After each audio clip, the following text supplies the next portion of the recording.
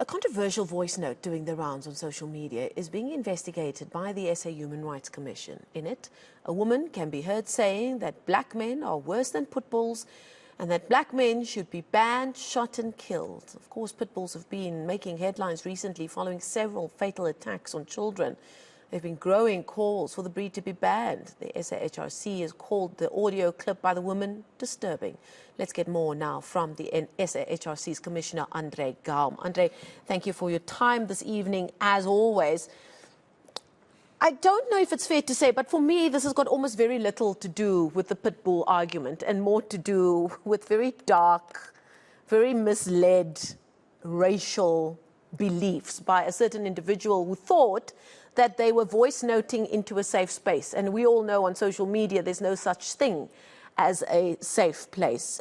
Your initial reaction to hearing this awful voice note? Yeah, no, it's absolutely awful. And as you say, it has nothing to do with the pit bull issue as such at all. The Commission is in possession of the voice note in question, allegedly from Belinda Maga. The content of the note is horrific and deplorable. It no doubt constitutes prima facie hate speech of the most horrible kind.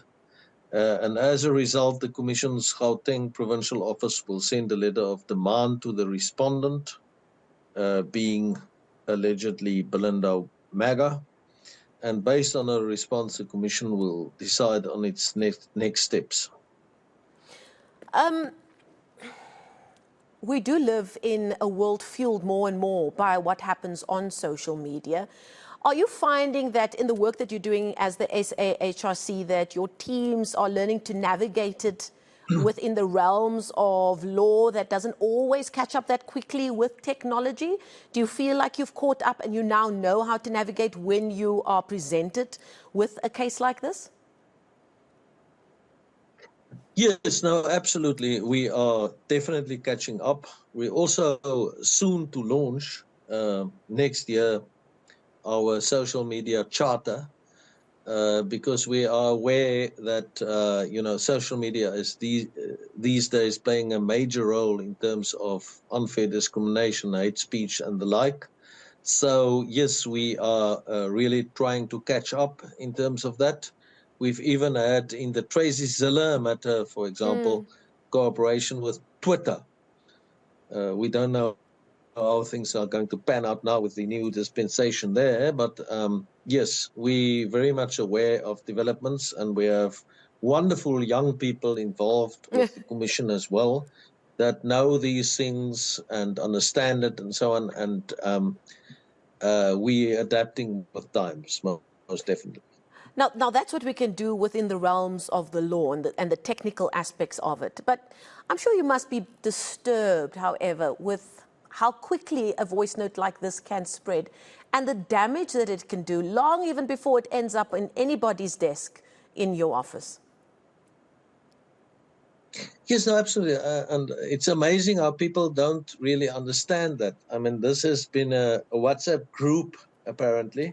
Let's say a pro-pit bull WhatsApp group, and then someone there picked up on this message and decided to, escalate it outward, and that is what happens. I mean, for me, it is quite interesting that people don't understand yet how social media is really not only confined to a small group or to, an individual or two, but that it is actually out there. It's actually publication of, in this case, clearly prima facie hate speech. Now, according to Times Live, the media outlet, the media platform, they seem to have caught up with this woman, even though she denied that she did send the voice note. And in the interview, she also lets loose, along with saying that her diabetes was out of whack and therefore she said things that she doesn't necessarily believe. That's a conversation for another day. But she does spew quite a bit of, You know, this fake news stuff where people latch onto things that they get in these private WhatsApp groups, in these Facebook groups that they're on. And again, just an example of how dangerous these internet platforms are, where there's no form of validating or checking any stories that are doing the rounds. And people latch onto this within their little communities, whether it's online or physical, and they hold on to it. And sadly, it fuels a lot of discrimination and misled views of the world. No, absolutely. So, I mean, it goes to show how, you know, what degree of damage these social platforms can do if you try to use it for other purposes and problematic purposes and so on. So, yeah, I mean, it's a matter of it's a new world we're living in terms of social platforms and social media and the like, and we really need to you know, all come to understand what it's all about, and understand that, you know, I mean, it's like making a public statement. And that's what's happened here. It's like making a public statement. And the statement has been horrific and completely unacceptable. And then you can indeed land in trouble. It's not the Braaivleis fire anymore. And even if things of this nature is being said there, that is also obviously deplorable and unacceptable and horrific. But yeah, I think people need to wake up and understand that, you know, this is not the way to go around doing things, and that, but it also shows that deep down in the psyche of many South Africans, unfortunately, and I suppose this is a broader phenomenon worldwide, but I mean, it's just unimaginable that people can think these things and then actually get themselves to say these kinds of things. It's just shocking. So it says, unfortunately, a lot about our nation as well. Yeah. And that there is still a lot wrong with, you know, how we conduct ourselves. Yeah, when I read the transcript of this voice note, the first thing that hit me was, I can't believe this person said this out loud.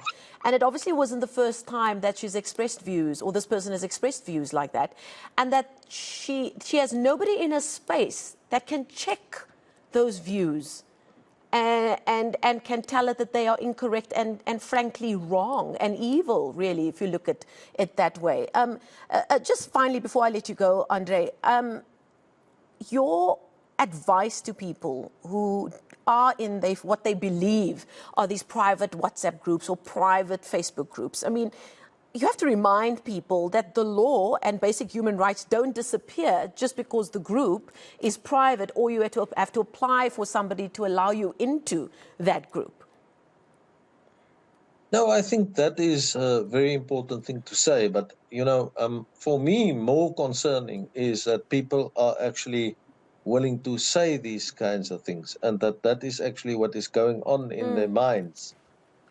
And that is why the South African Human Rights Commission is launching a new initiative next year called SHINE. And we have made that public already and so on. But SHINE is about the social harmony national effort. And we really believe that, you know, there's a lot to be done to really create a culture of human rights in the country, and social harmony is central to that. And that is really why we're doing that, because it appears that still, after all we've gone through, after the new democratic dispensation and almost 30 years since then, you know, these kinds of things still happen. And that is of great, great concern to us. And it should be to all people Absolutely. in South Africa. And that is why next year will be the year of SHINE, Social Harmony Initiative of South Africans. And we want to call on all South Africans to really participate in that. More details would be, you know, made available soon.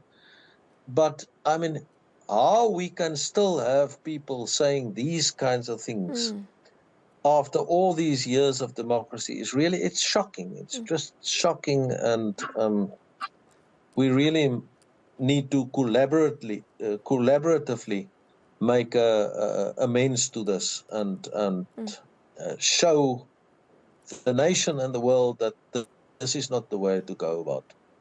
Absolutely. If people find themselves on a social media platform and they come across something like this, obviously it can be reported to those authorities of that social media platform. There's various processes in that regard.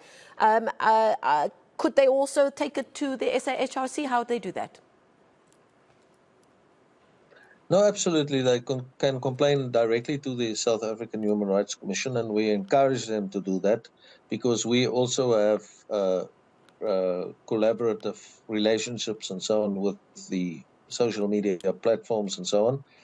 And it's best to report it to the South African Human Rights Commission, so that we can, look into the facts and look into the matter and actually take it up with all involved. Okay. We're going to leave it there. Thank you so much. That's the SAHRC's Commissioner Andre Gam joining us there virtually. We thank him for his time this evening, as always.